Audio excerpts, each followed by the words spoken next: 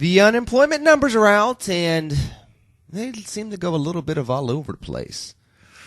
What the heck is going on? And the number one issue that nobody seems to want to talk about most of the time. Coming up next on the Friday edition of Get Right with Lenny McAllister, starting right now. Get Right with Lenny McAllister. Yowza, yowza, yowza.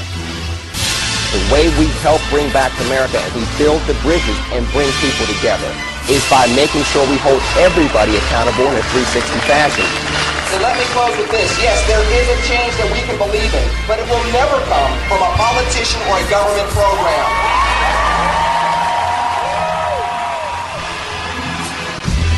You cannot find physical sanity here in the land of Lincoln, from Carbondale to Elgin, that we can collectively continue to tolerate insanity power on the streets of South Chicago and East Texas.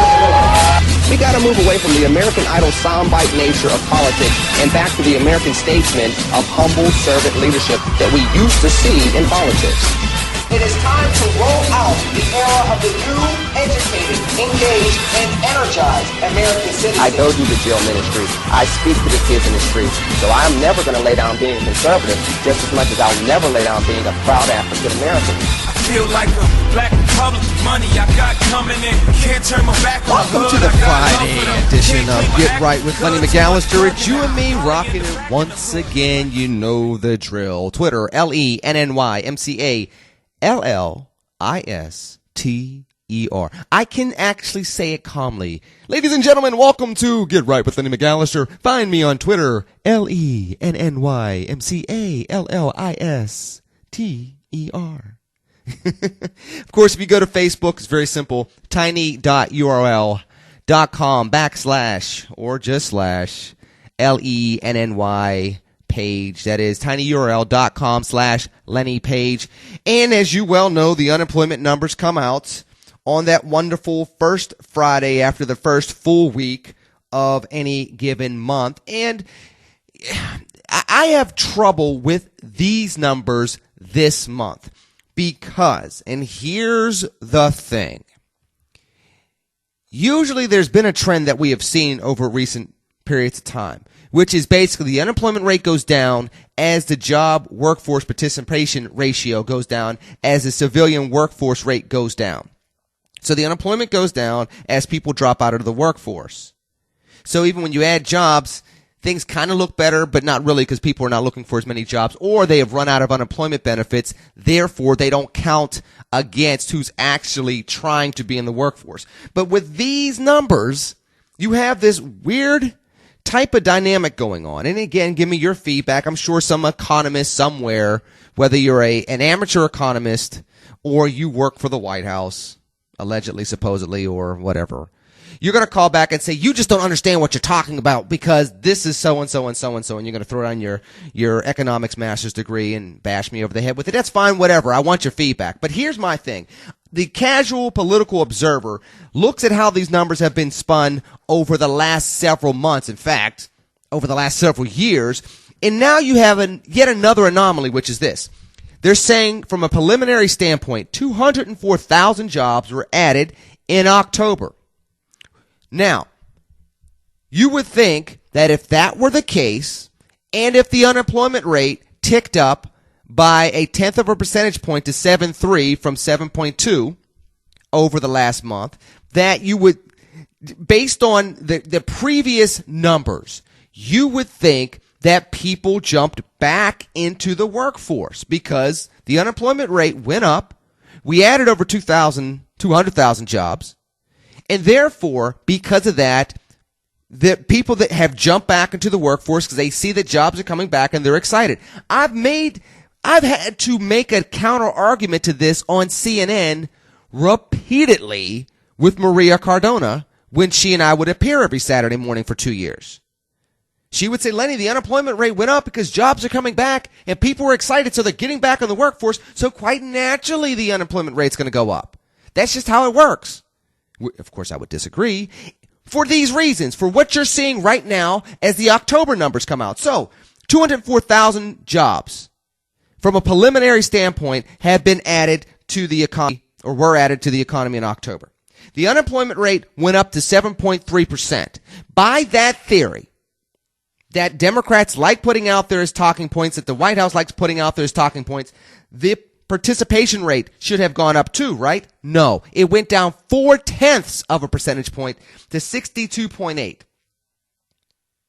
The employment and the employment population ratio should have gone up as well. It went down 0.3 of a percentage point to 58.3%. So basically, you're looking at the lowest numbers when it comes to people engaging the workforce, looking for jobs. You're looking at the lowest percentages since the 70s.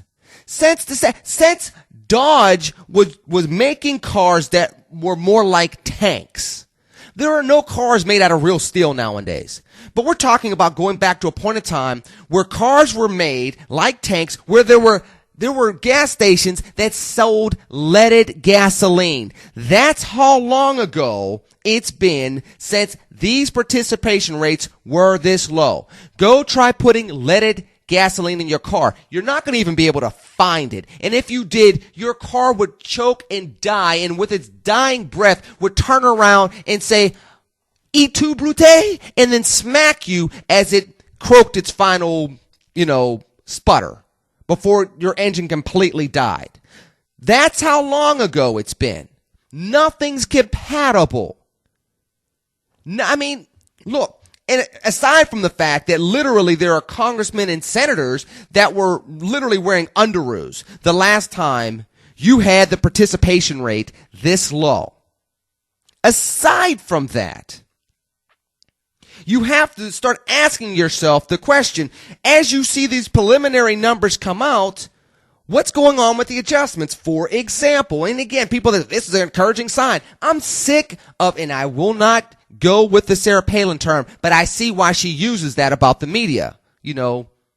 Rhymes with mainstream. I don't want to use the phrase, but these type of examples, these type of scenarios make me understand why she came up with that phrase, other than the fact it's a simple 4-letter word that rhymed. Go look at the revisions that we've heard about for August. 238,000 jobs added. That sounds fantastic. All right? Granted. Go look at July all of a sudden. 89,000 jobs added. Now let's combine the two together and divide by 2. Now we're not talking about this super great month on top of another super great month, and we're going all in the right direction and people are jumping back in the workforce and the numbers are going in the right direction. Wrong. What we're looking at is an average over those 2 months of only 163,000 jobs added in July before the government shutdown of October. So then you got to ask yourself the question again, what is this 204,000 jobs added in October going to look like? Especially when you're looking at the participation ratio going down. Especially when you look at the employment population ratio going down. Especially when you see the unemployment rate going up, although all these jobs are added. And this contravenes the other patterns that we've seen with this, and it over the last several months, even dare I say years, under the Obama administration, and it contravenes the narrative that the Obama administration has put out there in regards to how these numbers look as the economy is, quote unquote, out of its recession, because after all, we're officially in a recovery. Agree, disagree, you know where to find me on Twitter, you know where to find me on Facebook. Now here's the problem. Here's the problem that the Obama administration has post-Obamacare. So they've been spinning these numbers for quite some time like this. Now you have this anomaly that you have to re-explain and try to spin. However, you have squandered a lot of political capital. You have been caught in a lot of lawyeristic type of message crafting.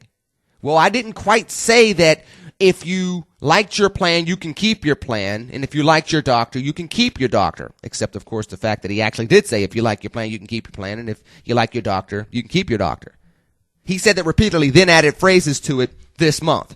So when you have that problem, you have that going on, you have other, incidences of misspeaking, and I'll put that in Orwellian air quotes, misspeaking. And then these numbers create this type of anomaly where people are not enthusiastic about where things are going from an economic standpoint. They have no confidence. And now, and I keep hammering this point home, when you're a president elected at 46 with little federal experience and you're brought in on the wings of hope and change because people trust you, they like you, they trust your charisma, and they want to follow you as a leader, and you betray that trust through, Orwellian air quotes please, misspeaking. When it's time to try to explain numbers that don't jibe the way the other numbers jibed over the last 18 months, 24 months, heck, the recovery started in 2009. The recession, I know you get sick of me clearing my throat, but one more time. Ended in 2009. The recession did, supposedly, allegedly, from what they say, from what the script says. When you've been spinning numbers a particular way and now you have this anomaly and you've been caught, Orwellian air quotes, misspeaking about your landmark legislation, the thing that you got through that other Democratic presidents couldn't get done, that other presidents all the way back to Teddy Roosevelt could not get done. That's what you're hanging your hat on every single day. He's hanging his hat more on that than he is about getting rid of Osama bin Laden, which, because, by the way, the last time he hung his hat on Osama bin Laden, a U.S. ambassador was killed in Benghazi. So he can't really do that anymore. So he's shifted over to Obamacare, and now that he's hanging his hat on Obamacare, the screws are coming out of the hook in the wall because of misspeaking. So now when you continue to have bad economic numbers, and they go all over the place, and they don't inspire confidence in anybody in the working class or the middle class that's sliding into the working class, and the working class that's sliding into, dare I say, generational poverty, no one trusts you when you try to instill confidence, and that's a problem for this administration. And it's not just for this administration. If you're a Republican, do not wring your hands and be gleeful about this. I'm a Republican, and I'm not gleeful about this, because the truth of the matter is, unless if you impeach this president, unless if he does something so heinous like sell the nuclear codes to Iran, he's not going to be impeached. He's going to be there until 2017. And if he's going to be there until 2017, and the American public does not trust him even a little bit, if he cannot instill confidence even a little bit, if he's not going to reach across the aisle and get success, reaching across the aisle at the 11th hour is one thing. Reaching across the aisle at an appropriate time and getting success at an appropriate time is completely different. If he's the president of the United States and he cannot get those things done, we are screwed as a nation for the next several years. Because when you see these type of anomalies in the jobs numbers, you add 204,000 jobs in 1 month, you have a government shutdown, all the negative numbers that you need to turn around don't, people still jump out of the workforce, the unemployment rate still goes up, and it doesn't follow the narrative that you have crafted for now, what? Since 2009, we're talking about 4 years. We're literally talking about the duration of the Obama presidency, where a narrative has been created that if jobs are added at a good rate and the unemployment rate goes up, that means people are jumping back into the workforce because they believe that we are putting America back on the right track. And the numbers from the participation rates don't indicate that. So now you have a problem because, once again, whether it's Obamacare or it's, terrorism overseas or Al-Qaeda in 9/11, 2012, or in this case, the economy, which nobody ever wants to talk about other than the first Friday of the first full week every month. Everybody wants to talk about Obamacare, the website, Iran, Syria, wants to talk about impeach Obama, the Tea Party, Ted Cruz. We can go all over the place. Was he going to kick Biden off the ticket for 2012 and bring Hillary on? Does he like Bill Clinton? Does he not like Bubba? We could talk about everything else except for the fact that more people are dropping out of the workforce. More people are losing confidence in this economy turning around. More people are going into jobs that are paying them significantly less, and they're losing their health insurance, and they're still losing grip on being able to pull themselves out of the collective hole that we find ourselves in as a nation. That is a huge problem, because the bottom line is Mr. Obama is not going back to Chicago, Hawaii. Because honestly, I don't think he's going back to Chicago. He'll have a house in Chicago. He'll visit Chicago. I think they're going to live in Hawaii. That's my 2 cents. And, you know, again, you heard it from his former evil twin Republican cousin that used to live across the street in Hyde Park. As long as you see these type of screwy numbers and the American people still are not engaging the workforce, and I'm gonna expand it even further. Feedback on Twitter, on Facebook. I love hearing back from you as we wrap up another week. If the workforce numbers continue to look the way they do, and the numbers from academia in America continue to look the way they do, if the social tension with Renisha McBride and Trayvon Martin and Stop and Frisk and all the rallies and the continued heightened mistrust between, now it's becoming blacks and whites, conservatives and progressives, as those things continue to percolate, as the kids used to say in the 2000s, things continue to percolate, you can't be great as a nation. You can't lead on a geopolitical stage. You will continue to have China going to other nations in the world, calling us irresponsible and saying to take the dollar away from being that foundational currency for the global economy.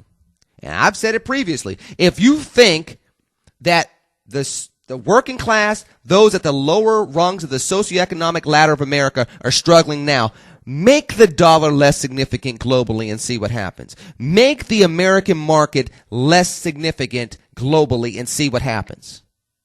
Lose the residents of the American presence in the geopolitical and the economic realms around the world. See what happens if that transpires. And that is what we're risking. And that is part of the problem of having a president that misspoke when it came to Obamacare, and then these economic numbers come out.